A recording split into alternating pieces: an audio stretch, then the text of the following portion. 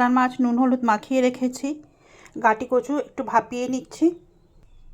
আলু, এবার কড়াইতে তেল গরম করে মাছগুলো ভেজে নেব। মাছগুলো ভেজে তুলে নিয়েছি। এবার ওই তেলেই আলু আর গাটি কচুটা ভেজে নেব। গাটি কচুটা ভেজে নেব। এবার আলু আর গাটি কচুটা আমি ভেজে নিয়েছি।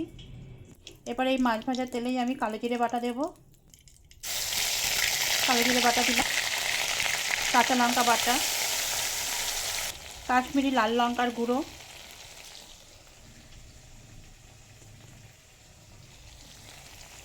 হলুদ, নুন। এবার এই মশলাটাকে আমি ভালো করে কষিয়ে নেব। আর আমি কালো জিরেটা আমি শিলে বেটেছি। মশলাটা এবার আমি ভালো করে কষিয়ে নেব।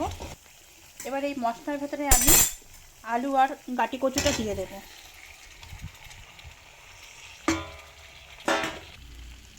মশলা দিয়ে আলু আর গাটি কচুটা কষানো হয়ে গেছে। এবার আমি এই মিক্সিতে ধোয়া জলটা এর মধ্যে দিয়ে দেব। দিয়ে একটু ঢাকা দিয়ে দেব। এটা বিলিতি ধনেপাতা, এটা কুচিয়ে মাছে দিয়ে দেব। আলু আর গাটি কচুটা অনেকটা অর্ধেক সিদ্ধ হয়ে গেছে। এবার আমি মাছটা দিয়ে দেব।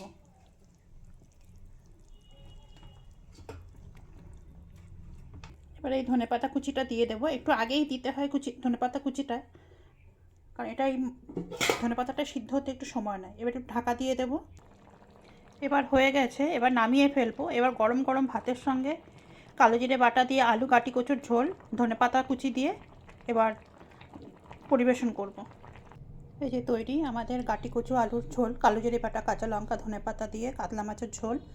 আমার রান্না যদি আপনাদের ভালো লেগে থাকে বা তাহলে আমাকে একটুখানি সবাই আমার পাশে থাকবেন।